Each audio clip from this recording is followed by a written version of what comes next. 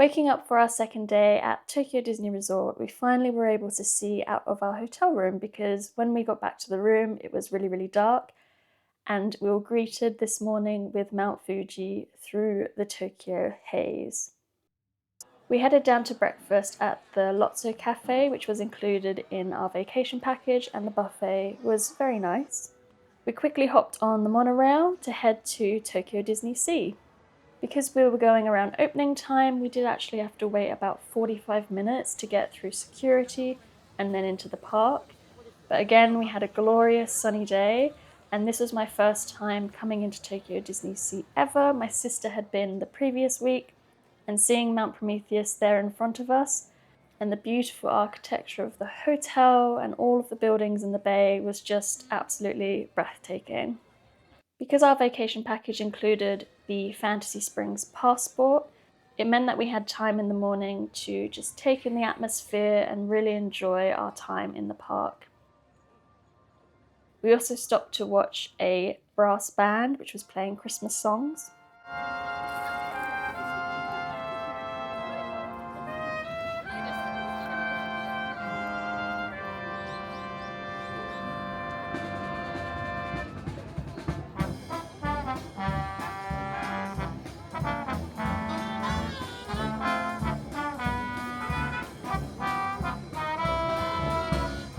I was also amazed by these tulips in mid-December.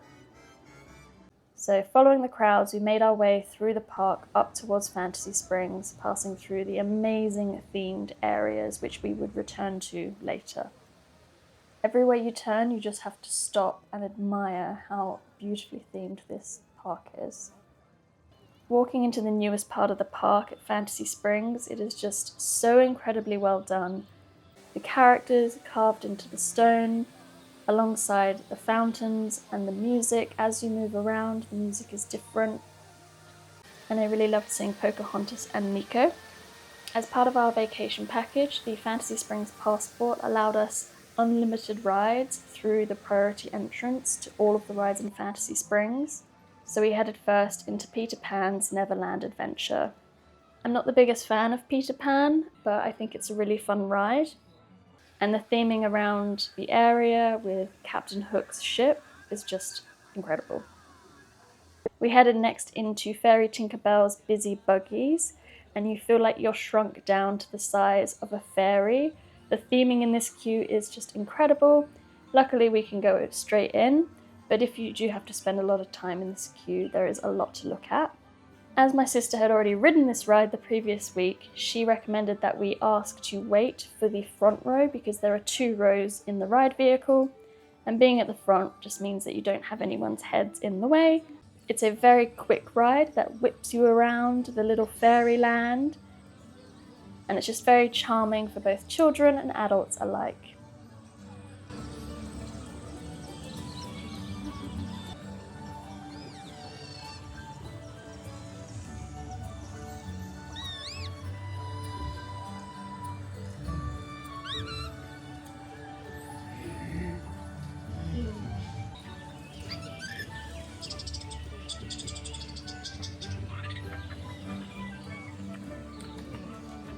Next we headed into Arendelle to go on the Frozen ride.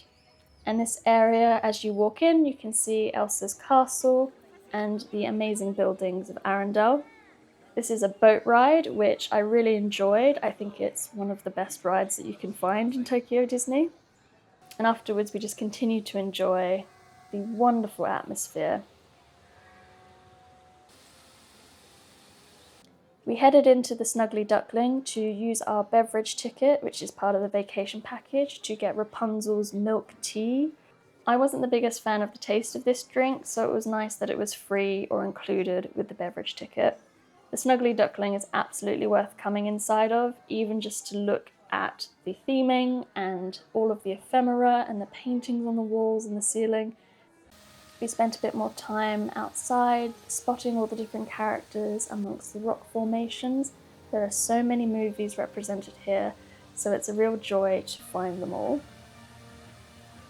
We left Fantasy Springs because we had a timed ticket as part of our vacation package to go on Soaring. I'd never been on Soaring before, and It's an incredible ride, and the theming of the queue and the ride itself was incredible. I see why there's really long waits for this one. When we got into the park in the morning, we actually booked one of the free 40th anniversary passes for 20,000 Leagues Under the Sea, so we headed on down into the depths of the earth to see what we could discover. We were sat on the side of the vehicle, and you have a little light that you can search around with until you see what is lurking in the dark.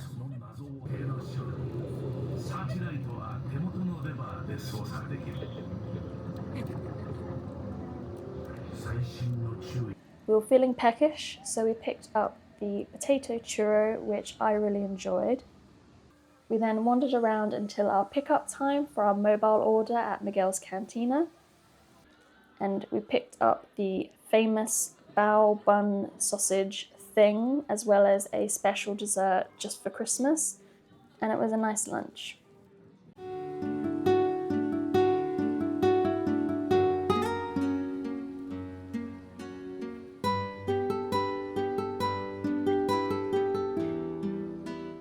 As we continued walking around the area, we walked past the Indiana Jones ride and decided to join the single rider queue. I really enjoyed this ride, however, I think there were some issues as the vehicle I was in kept stopping and starting, but it was a lot of fun. We headed back into Fantasy Springs to head to Rapunzel's Lantern Festival ride, again using our vacation package ticket to get into the priority lane. It's quite a short ride, but it's really well done. The animatronics are just such high quality. The lantern scene is just breathtaking. There's lots of cute little details to look out for as well.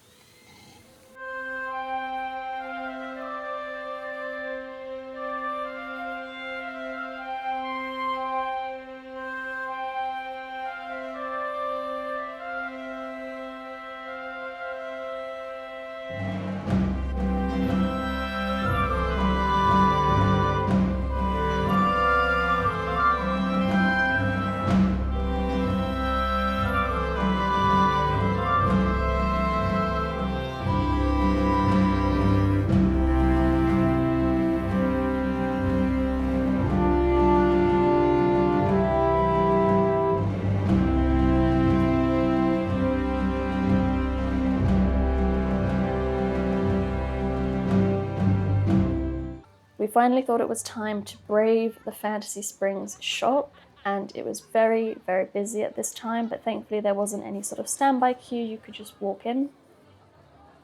And there were even more fountains to look at, including the Alice in Wonderland,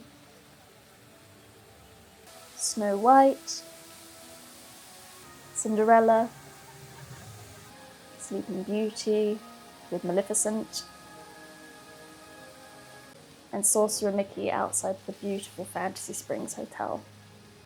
We decided it was time to go to see Sinbad and Chandu, and this ride is so unique and just so adorable. I loved seeing Chandu getting up to all kinds of mischief. He's so adorable.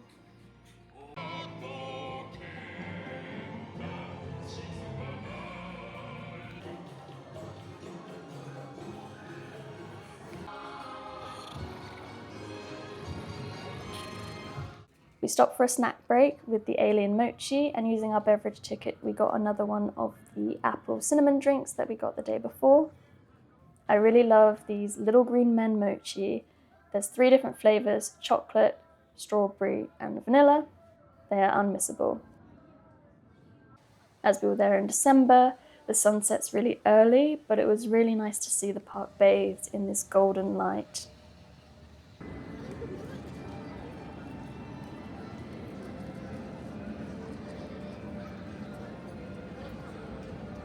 When we had come in the morning, it felt quite rushed, so I headed back towards the front of the park to have a look around.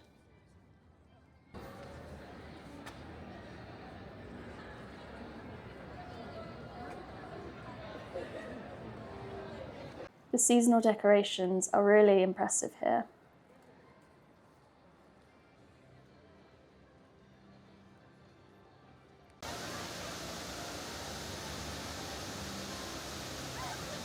One thing to note is that if you're coming to Tokyo Disney and you're looking for Duffy and Friends, you can only buy it in DisneySea.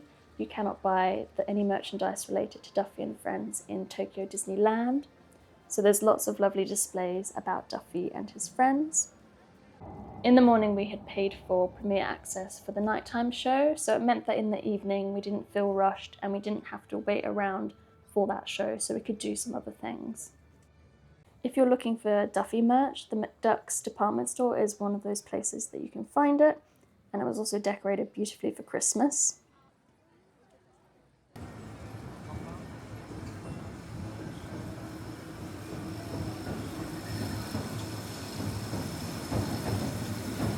And all around the park you can stumble upon performers and music, and it just feels so lively and lovely here. There was an impressive Christmas tree by the SS Columbia. We didn't have time to go on board, but it's very, very impressive. I headed over towards Cape Cod and I spotted Mount Fuji during the sunset. Amazing.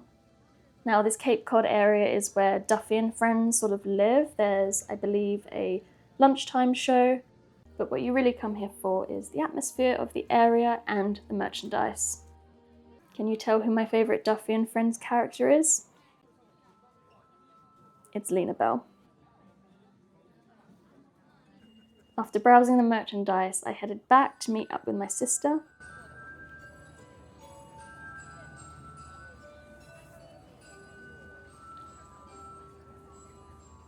Taking in the beautiful sunset and spying Mount Fuji again.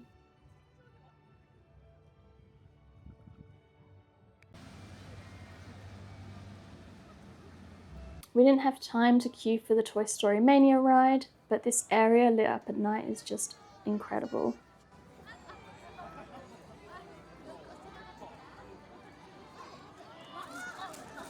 We paid for the premiere access for the big band Beat, and it was a great show, after which the sun had completely set and we got to enjoy the Christmas lights in the evening.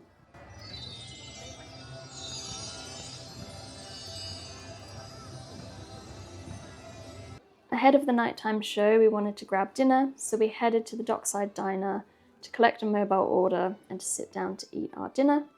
We used our beverage ticket again. We then went to find our spot for the show, and it's an incredible show with boats on the water, there's fireworks, fountains, fire, projections onto the volcano, and there are also projections onto the entire hotel around the bay, so it is really a 360 show.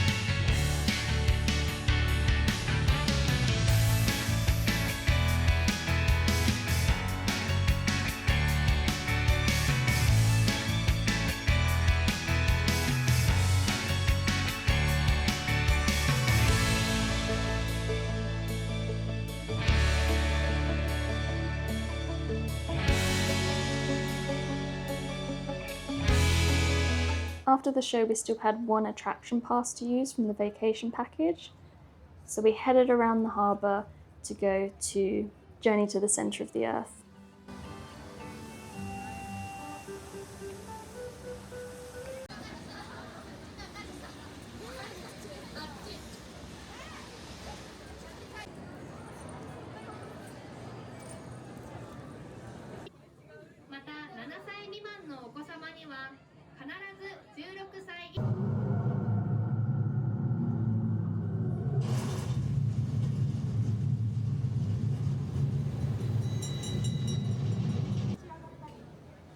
This ride was really fast and really fun. We had a great day here in Tokyo DisneySea. We got our luggage and headed back into Tokyo to crash and relax before our final day in Tokyo. So I'll see you there.